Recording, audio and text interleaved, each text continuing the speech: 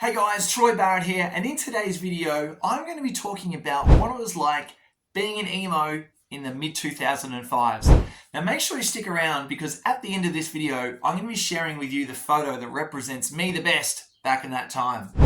So, first things first, why am I making this video?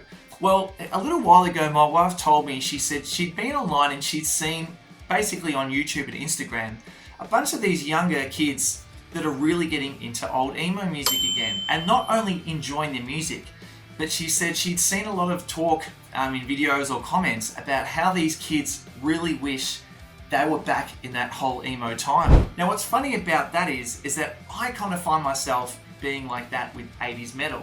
You see, I was born in the early 80s and I grew up in the 80s, but I would say 80s metal was probably my favorite genre. Now, I would have done anything to be in my mid-20s to go back into 1985 and experience that.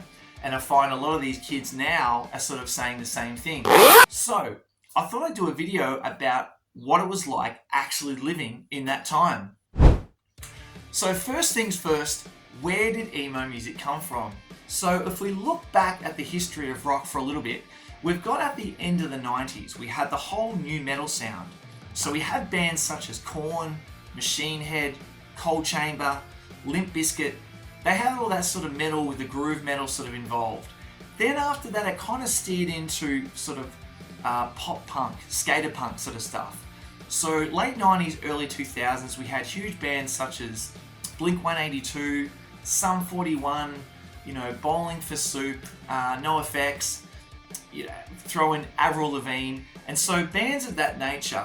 And that was really popular at that time because a lot of that music was also used in those American comedies about college and stuff like that. That really played into that whole scene quite well.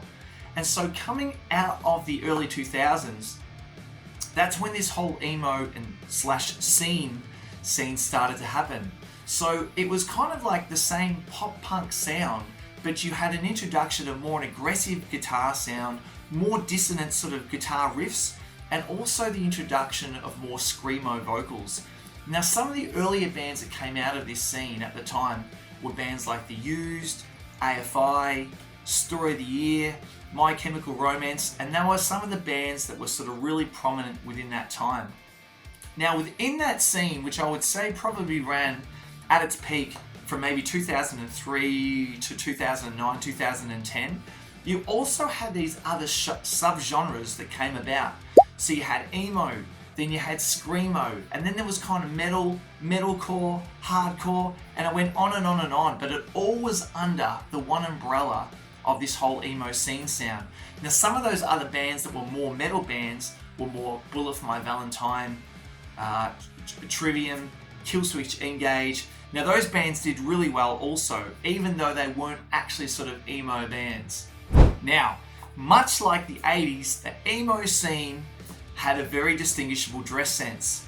So what were some of the things that you had to have worn to be an emo? Well, the main thing that probably everyone would know is that you had to have that black hair with the short at the back, spiky at the back, and then that huge fringe coming down your face. That was like a given, a must, having the emo fringe. One of the other things was you had to wear probably a studded belt. Studded belt were very big back then. The introduction of black skinny jeans, and I'm talking skin tight jeans, probably some form of like Vans black shoes, and definitely black attire with maybe a red tie, a la Green Day back in the day. So what was it like being an emo back in that time? Well, I'll give you the tip. It was absolutely awesome. And also being in a band at that time was just phenomenal as well because there was so many gigs getting on at that time. And what made that scene really special is that just everyone seemed to be loving music. Well, I guess anyone within that whole scene just was absolutely hell-bent on music. They just loved the bands, they loved the music, and there were so many people going to gigs and so many touring bands coming to Australia at that time. That everyone was going out seeing gigs. Now, I was in two bands at that time that we did fairly well within that sort of time. Not only overage shows were going really well, but there was a whole bunch of underage shows that were going off.